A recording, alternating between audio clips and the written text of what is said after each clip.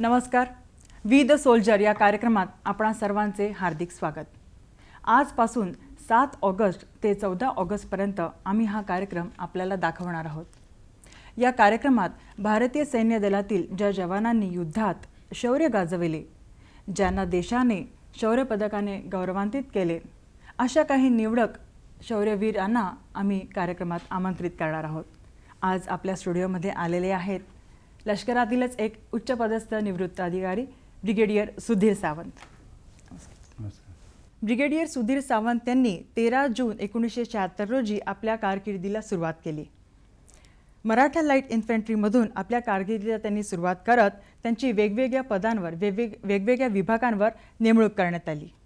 याशिवाय 1987 मध्ये त्यांना सियाचीन येथे तैनात करण्यात आले होते. त्यानंतर 1998 आणि 99च्या कारगिल युद्धातही त्यांनी हिरिरीने भाग घेतला.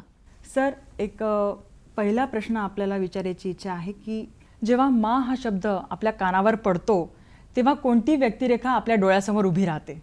माँचा अर्थ बराच असतो. एक आपली स्वतःची आई असते आणि आपली जन्मभूमी. जन्मभूमी माते समान असल्यामुळे तिचं संरक्षणासाठी, तिच्या उत्कर्षासाठी काम करणे प्रत्येक नागरिकाचं काम आहे आणि त्या दृष्टीने आम्ही तिकडे बघतो. आपल्याला सैन्य दलात दाखल होण्याची स्फूर्ती कोणाकडून मिळाली? म्हणजे लहानपणीच इथे जाण्याची ओढ होती की दुसरं काही कारण होतं? अरे, मी जेव्हा शाळेत होतो तेव्हा 1971ची लढाई झाली होती. बरोबर. आणि 1965चं सुद्धा युद्ध त्या काळातच झालं होतं, म्हणजे बघितलं होतं. 62चं काही आम्हाला आठवत नाही. आणि 71ला ज्या प्रकारे इंदिरा गांधींनी अमेरिकेला आव्हान देऊन, कारण अमेरिकेचे राष्ट्रपती निक्सन यांनी इंदिरा गांधीला धमकी दिली होती की तुम्ही हल्ला करायचा नाही पाकिस्तानवर, आणि हल्ला केला तर अमेरिकन सेना पाकिस्तानच्या बाजूला धावून जाईल. कारण अमेरिका आणि पाकिस्तान त्यावेळेला एका सुरक्षा करारात एकत्र होते. भारत कधीच सुरक्षा कराराचा कुठल्या पार्टनर झाला नाही. पण त्यावेळेला इंदिरा गांधींनी परत आल्या आणि रशियाबरोबर 20 वर्ष मैत्री करार करून जे सैन्य घुसवलं आणि त्याला 7 दिवस दिले सैन्याला ढाका काबीज करायला. आणि अनेक ठिकाणी युद्ध झालं. जसं कारगिलमध्ये फार मोठं युद्ध झालं ते माहिती नाही लोकांना. आपला बांगलादेशमध्ये जी वाटचाल झाली आणि ढाक्यापर्यंत गेलो आणि अमेरिकन सेना बंगालच्या महासागरात आली आणि आपल्यावर हल्ला करायला आली तेव्हा रशियन पाणबुड्या आल्या म्हणून ते थांबले. कारण पाकिस्तानचा, मला हे इथे नमूद करायचं, आपल्या सर्व संरक्षणात्मक बाबी आणि प्रॉब्लेम, युद्ध, दहशतवाद हा अमेरिकेमुळे निर्माण झाला. पाकिस्तान तर त्याचा एक चमचा राष्ट्र म्हणतो मी. तर त्या काळात ज्या पद्धतीने हल्ला करून आपण एक मोठा विजय मिळाला, 99,000 कैदी पाकिस्तानचे आपले झाले, बांगलादेश निर्माण झाला. आणि म्हणून 16 डिसेंबर हा भारताला फारच गौरवशाली दिवस आहे आणि अत्यंत यशस्वी एक मोठा विजय प्राप्त झाला आणि जगामध्ये आपला जो भारताचं मान उंचावली. आणि त्यानंतर इंदिरा गांधींनी भारताला संरक्षणरित्या सक्षम करण्यासाठी प्रचंड काम केलेलं आहे. आणि म्हणून मला त्या काळामध्ये वाटलं की आपणही जाऊन ह्या युद्धात जसं सैन्य लढलं आपणही त्याचा हिस्सा बनावा, आणि म्हणून मी सैन्यामध्ये दाखल झालो. तुमच्या सैन्य दलावर आधारित, कारकिर्दीवर आधारित जर तुम्ही पुस्तक लिहिलं तर त्याच्यात सगळ्यात अवघड लढा कुठला असेल? एक मला सांगायचं, तुम्ही युद्धाचं मेन्शन केलं, सैन्याचं काम, पण त्याहीपेक्षा जास्त जे काम सैन्याने केलेलं आहे ते दहशतवाद किंवा बंड जिथे जिथे झाले ते कंट्रोल करण्यामध्ये. म्हणजे मला आठवतं, मी सैन्यात असताना मिझोराम, नागालँड, मणिपूर, त्रिपुरा, आसाम हे सगळे पेटलेले होते. त्यानंतर पंजाबमध्ये आपण बघितलं घनघोर संघर्ष झाला, श्रीलंकेत घनघोर संघर्ष झाला आणि असं करून आता काश्मीरमध्ये तुम्ही बघताच आहे हा दहशतवाद. मुंबईमध्ये सुद्धा हल्ला झाला, त्यावेळेला सैन्यच आलं इकडे, कारण सगळं पोलीस दल जॅम झालं, म्हणजे ते काहीच करू शकलं नाही, सैन्यालाच यावं लागलं आणि ताज आणि इतर ठिकाणी दहशतवादाला मारावं लागलं. म्हणून दहशतवादाविरोधात लढताना आत्तापर्यंत 7,000 सैनिक मारले गेलेत, लक्षात ठेवा, जास्तच असतील मला माहीत नाही. आणि महिन्याला 10-12 सैनिक तर मारलेच जातात, अशी प्रकारची परिस्थिती आज आहे. आणि म्हणून हे सर्वात मोठं आव्हान आहे. मी मिलिटरी इंटेलिजन्समध्ये असताना त्या काळात मी म्हणजे 89-90च्या काळामध्ये, त्या काळात सर्वात मोठं आव्हान हे दहशतवादाचं होतं. म्हणजे मला आठवतं की 1980 सालापासून ते 91 पर्यंत हा सिलसिला चालू झाला. सगळं भारत पेटलेला होता. खालिस्तानपासून इंदिरा गांधीची हत्या झाली, राजीव गांधीची हत्या झाली, हे जनरल अरुण कुमार वैद्यची हत्या झाली आणि दहशतवाद सर्वात मोठा चॅलेंज होता. आणि त्या काळात आम्ही बऱ्याचशा दहशतवाद्यांना म्हणजे मी 91ला आर्मीतनं बाहेर आलो, रेग्युलर आर्मीतनं, आणि मग मी खासदार होतो. आणि त्या काळामध्ये आम्ही तेच सूत्र पुढे चालून शंकरराव चव्हाणामुळे 2,500 दहशतवादी एका दिवसात आम्ही सरेंडर केले. म्हणजे इख्वान ग्रुप आणि जम्मू काश्मीर लिबरेशन फ्रंट, कारण हे काय होते, हे ग्रुप सेक्युलर होते आणि हे भारतापासून वेगळे व्हायची इच्छा त्यांची होती, नाही नाकारता येत नाही, पण तो प्रचंड अन्याय झाला त्यांच्यावर म्हणून होती. पण त्यांना इथे कुठे धार्मिक बाबींमध्ये इन्व्हॉल्व्ह व्हायचं नव्हतं. त्या सगळ्यांना आम्ही परत आणलं आणि त्याच्यानंतर त्यांना कंट्रोल करून त्यांना प्रोटेक्ट करणं, संरक्षण करणं हे फार मोठं आव्हान होतं. कारण मी परत 93ला कमिशन, मला सैन्याने खासदार असतानाच मला परत पार्ट टाइम त्यांनी घेतलं टेरिटोरियल आर्मीमध्ये. आणि त्या काळामध्ये आम्ही ह्या दहशतवाद्यांना, कारगिल युद्धात मी गेलो होतो, त्या काळात ह्यांना परत आणणे, त्यांना संरक्षण देणे, आणि सर्वात मोठं काम माझ्या हातून झालेलं आहे देशासाठी, ते म्हणजे मी या सर्व दहशतवाद्यांना सैन्यात आणलं. 8,000 मुस्लिम सैनिकांची काश्मीरमध्ये 8 बटालियन्स आपण बनवल्या आणि त्या बटालियन बनवून काश्मीरमधला दहशतवाद संपवला होता. आता अलीकडे परत सुरू झालेला आहे, कारण सैन्य हे काम चांगलंच करते.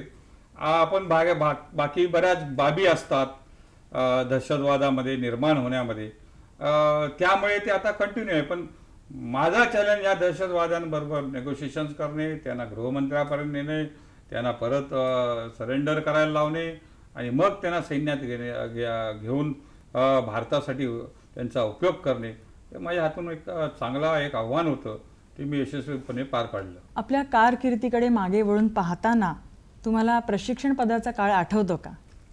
ते ग्राउंडिंग असतं, म्हणजे बेडिंग इन म्हणतात त्याला, पायामध्ये जमीन रोवणे, जमिनीमध्ये पाय रोवण्याचा तो काळ असतो. आणि इंडियन मिलिटरी अकॅडमीमध्ये 2 वर्षाची ट्रेनिंग प्रशिक्षण घेतली आणि त्याच्यामध्ये ॲक्च्युली ते म्हणायचे की इंस्ट्रक्टर हमें कि आदमी से तुमको भूत बनाएंगे और भूत से वापस आदमी बनाएंगे. म्हणजे माणसाला कुठल्याही आव्हानाला तोंड देण्याची मानसिक तयारी.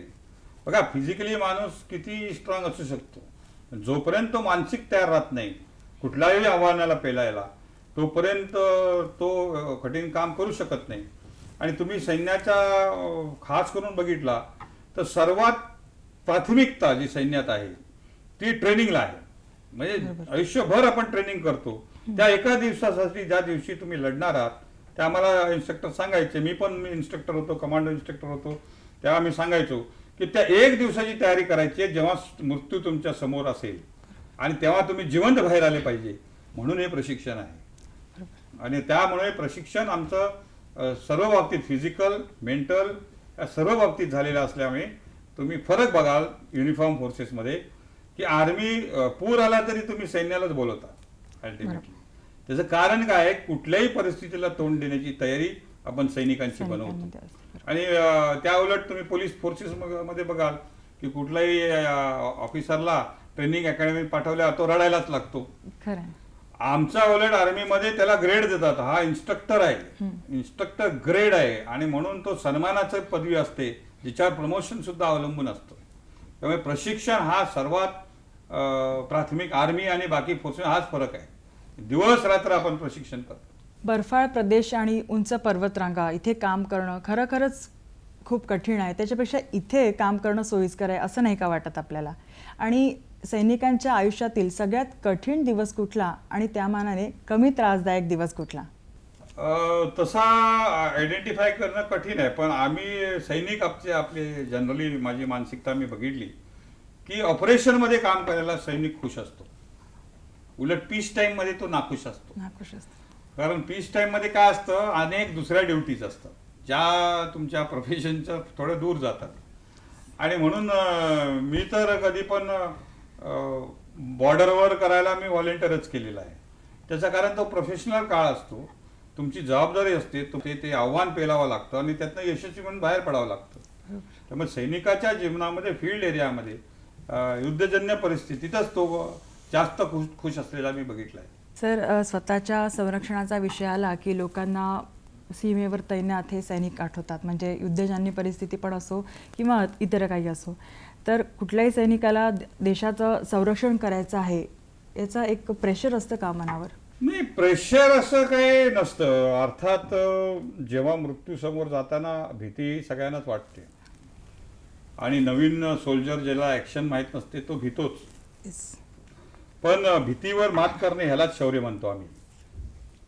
आणि त्यामुळे सैनिकांच्या मनावर युद्धात जाणं, मला वाटतं, मी जितकं माझा अनुभव आहे, युद्धात जाणं ह्याला सैनिक नेहमीच तयार असतो.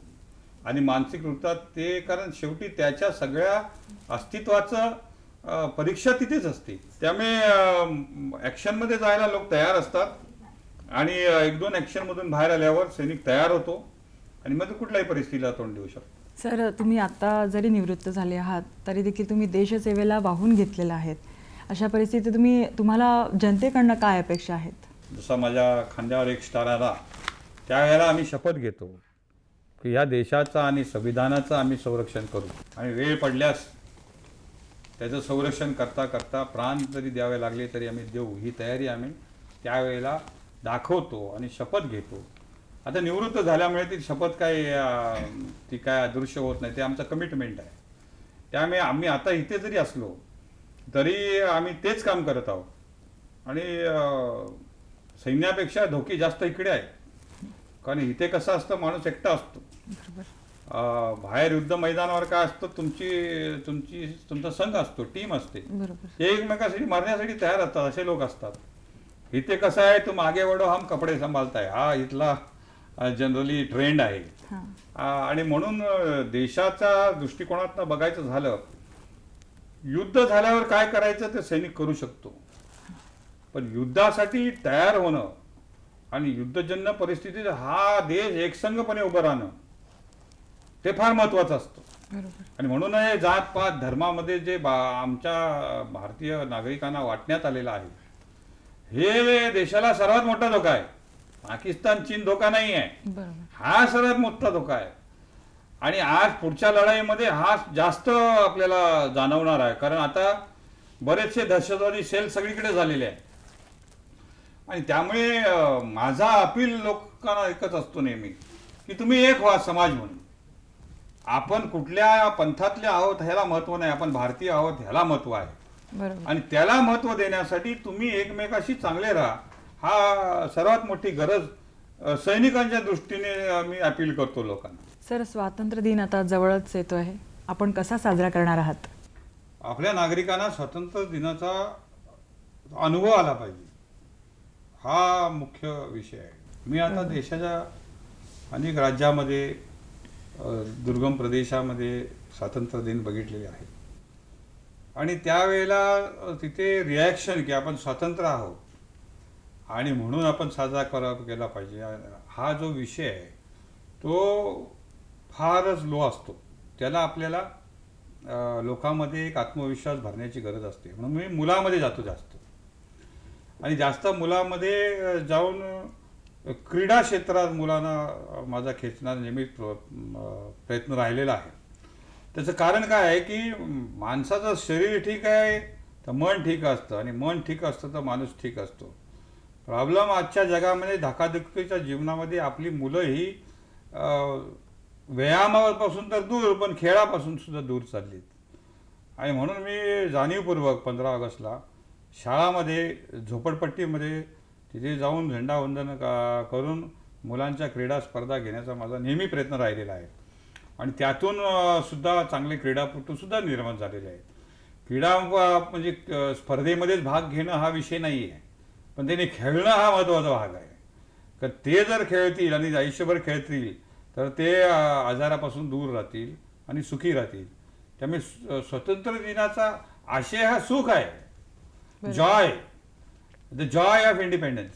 हा लोकांना फील करण्यासाठी फक्त स्वातंत्र्य दिन साजरा करून होत नाही, तर अनेक गोष्टी आहेत. जसं स्वच्छता अभियान एक आता आपला विषय आहे की हा आपण आपला देश क्रिएट केला पाहिजे, देशाला वाढवलं पाहिजे, एकमेव चांगलं राहिलं पाहिजे. ह्या विषयाला धरून आम्ही कुठले बरेचसे कार्यक्रम करतो. सर, आपलं देशभक्ती पूर्ण एक गीत, आवडतं गीत कुठलं आणि आवडता चित्रपट कुठला? देशभक्ती वेळ तर आर्मीला स्टँडर्ड आहे, मेरे वतन के लोग हो. म्हणजे मला वाटतं कुठलाही सैनिकांचा कार्यक्रम ह्या गाण्याशिवाय पुरा होत नाही.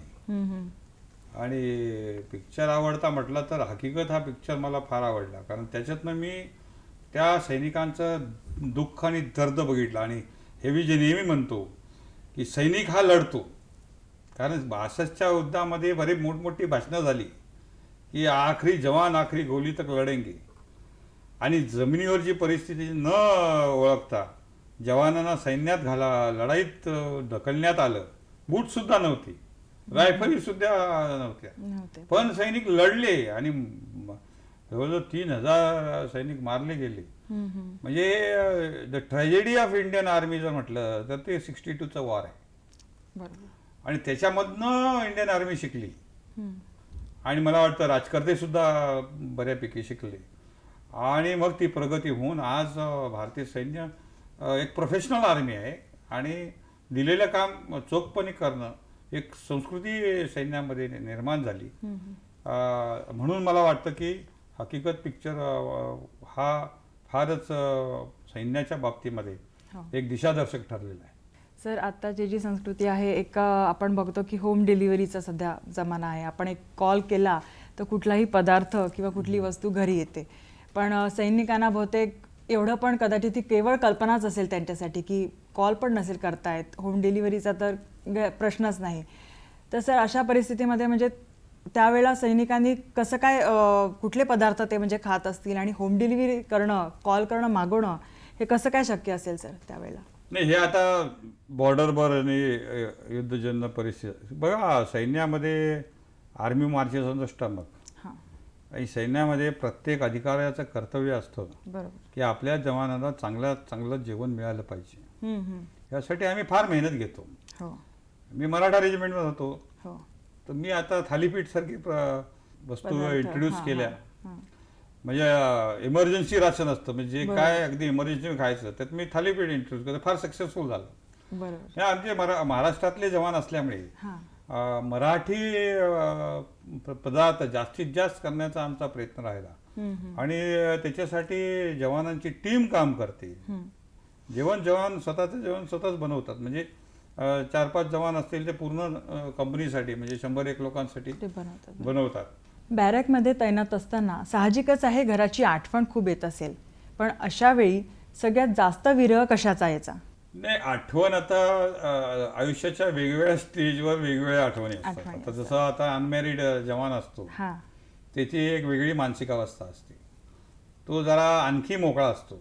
जो मॅरिड जवान असतो, आणि मग जसं माझी मुलगी झाली मला, तर मी उरी सेक्टरमध्ये होतो, तिला मी 1.5 वर्षांनी बघितलं. म्हणजे तो काळ मी तिथे राहिलो. आणि साहजिक आहे, कुठलंही एव्हरीबडी इज ह्युमन बिईंग, म्हणजे त्यांना आपल्या कुटुंबाची, मुलांची काळजी फार वाटते. आणि त्यापासून सुद्धा जवानांचं लक्ष डायव्हर्ट करण्याचा विषय असतो, कारण त्यांना त्या दुःखामध्ये ढकलायचं नसतं. म्हणून सैन्यामध्ये एक अल्टरनेटिव्ह लाईफ आपलं कुटुंब निर्माण होतं, जे आपले जवान असतात. म्हणजे आपले भावापेक्षा प्रिय आपले साथीदार असतात. आणि जे काय विषय असतील, दिवाळी दसरा असेल किंवा कुठला विषय असेल, हा सैन्यामध्ये चुकूनच घरात साजरा करायला लोकांना मिळतो. बरं. आणि त्या काळामध्ये थोडं ते पेन असतो, पण मग आम्हीच आपले तिथे सेलिब्रेट करतो वेगवेगळे Celebrate विषय. करतो. बरोबर. आणि एकमेकाला धीर देऊन, एकमेकाला साथ देऊन आम्ही एकमेकाचं मानसिक ताकशक्ती वाढवण्याचा जो प्रयत्न असतो, तो एक एक्झॅम्पलरी आहे सैन्यामधला. तो कशा प्रकारे अधिकारी ते करतात, जवान करतात. कारण मोराल एक लक्षात ठेवा, सैन्यात म्हटलेलं आहे, it is not the weapon that is important, but it is a man behind the weapon that is important. Sir, सैन्य दलात जाण्यासाठी अशी काही मुलांमध्ये अशी भीती असते की तिथे गेल्यावर काही काही होतं, काही मनात भीती असते, पण तिथे गेल्यानंतर ते कॉन्कर करतात त्या भीतीला. सर, तुम्ही कसं तुमच्या भीतीला घालवलं? मी थोडा तसा पूर्वीपासून ट्रेंड होतो, म्हणजे सैन्यात जायच्या आधीपासून मी जंगलात राहिलेलो आहे. आदिवासी मुलांबरोबर 15-15 दिवस एक एक महिना राहिलो, त्यामुळे मला वाटतं ती भीती गेली तशीच. पण डेफिनेटली पहिल्या ऑपरेशनमध्ये जेव्हा गेलो तेव्हा भीती असावी असं मला वाटतं. पण काय असतं की टास्क, तुमचं कर्तव्य ह्याच्यावर लक्ष केंद्रित असतं. आताच्या परिस्थितीत आपल्या देशाचा सगळ्यात मोठा शत्रू कोण? तसा बघितला तर आपला सर्वात मोठा शत्रू आतंकवाद आहे. बरोबर. आपला शत्रू आपल्यातच आहे. म्हणजे आपल्यातली जी फूट आहे जातीवर, धर्मावर, ही फूट आपला शत्रू आहे. त्याचा उपयोग पाकिस्तान करत आहे. आणि म्हणून या 7,000 लोक मी म्हटलं दहशतवाद मारले गेलेले आहेत. युद्धात सुद्धा तेवढे नाही मारले गेले. त्याचा एक वेगळा फार मोठा विषय आहे. त्यामुळे तो दहशतवाद होतो आणि आपण त्याची मनं जिंकली पाहिजेत. जिथे फोर्स वापरायचा, बंदूक वापरायची, वापरावीच लागते. बरोबर. पण त्याचबरोबर द्वेषाने, सूड भावनेने कधी बंदूक वापरायची नाही. हे दहशतवादावर लढताना आपल्याला बघावं लागतं. सर, तुम्ही जर सैन्य दलात नसता तर आपल्या देशाची एकात्मता आणि सार्वभौमत्व हे कसं टिकवलं असतं सर? काय प्रयत्न केले असते याच्यासाठी? नाही, आम्ही करतोय ना. आमचा प्रयत्न असा आहे की खरं दाखवणं, खरं सत्य काय आहे. मी आता एक थर्ड आहे म्हणून कॉलम लिहितो. म्हणजे विदर्भात तो मोठ्या प्रमाणात, बाकीकडे 27 पेपर साप्ताहिकामध्ये येतो. आता विषय काय आहे, चीनच्या प्रधानमंत्र्यांनी पंडित नेहरूंना पत्र लिहिलं होतं 59ला की आम्हाला तुमच्यावर लढायचं नाही आहे, आमचा शत्रू अमेरिका आहे. त्यामुळे 2 फ्रंटवर आम्ही कसं लढू? आमचा शत्रू अमेरिका म्हणजे पॅसिफिकमध्ये आहे, आम्हाला लढायचं नाही, आम्ही वी कांट अफोर्ड. तर आपण आपले प्रश्न तडजोडीने सोडूया, असं त्यांनी लिहिलं होतं त्यावेळेला. त्यामुळे अशा गोष्टी आपल्याला लक्षात ठेवून आपण युद्ध टाळायचं असतं. मी सैन्यात जरी असलो तर युद्ध हे प्रत्येक गोष्टीला सोल्युशन नाही. आपल्या देशामध्ये अनेक स्वातंत्र्य सैनिक झालेत सर, त्यापैकी तुमचा कोणता आदर्श होता? कुठले स्वातंत्र्य सैनिक आपले आदर्श होते? आणि काल्पनिकदृष्ट्या जर आता तुम्हाला त्यांना भेटायची संधी मिळाली तर तुम्ही काय बोलाल त्यांच्याशी? नाही, स्वातंत्र्य सैनिकामध्ये भगतसिंग, राजगुरू, चंद्रशेखर हे जे होते, हे कसे होते की हे लढले ब्रिटिशांविरुद्ध. हा एक भाग झाला शौर्याचा. बरोबर. पण त्यांचा बेसिकली भारताबद्दल प्लॅन होता. हा समतावादी देश असला पाहिजे, समाजवादी देश असला पाहिजे, असं भगतसिंग वगैरे. म्हणजे त्यांनी नुसतं स्वतंत्र युद्ध केलं म्हणजे फक्त ब्रिटिश चले जाऊ नये, बरोबर, पण माझा भारत पुढे कसा असला पाहिजे, तिथे प्रत्येकाला चांगल्या प्रकारचं जीवन मिळालं पाहिजे, तिथे समता पाहिजे, तिथे आर्थिक उत्पन्नाचं केंद्रीकरण होऊ नये, उत्पन्नाची साधनं मुठभर लोकांच्या हातात जाऊ नये. त्या घटनेत सुद्धा बाबासाहेबांनी आणलेला आहे या सगळ्या गोष्टी. विषय काय आहे की भगतसिंगने आणि ते सगळे ग्रुप होते, माझे वडीलही त्या लढाईमध्ये होते. म्हणजे ह्या लोकांनी प्राण आपला दिला, सॅक्रिफाईस दिला, असे समजा अनेक लोक करत असतील, पण त्या लोकांनी एक आदर्श दिला भारताच्या तरुणांना की आपला देश शेवटी हा आपला देश आहे, हा इथे सगळ्या नागरिकांना चांगल्या प्रकारचं जीवन मिळालं पाहिजे, त्याच्यासाठी काम करूया. They didn't only fight for independence, पण ते भारताच्या उत्कर्षासाठी फाईट केलं. सर, आज आपण आमच्या कार्यक्रमात आलात त्याबद्दल खूप खूप धन्यवाद. पुढच्या कार्यक्रमात देखील अशाच काही शौर्यपदक वीरांना आपण भेटणार आहोत, त्यांच्याशी सुसंवाद साधणार आहोत. धन्यवाद. जय हिंद.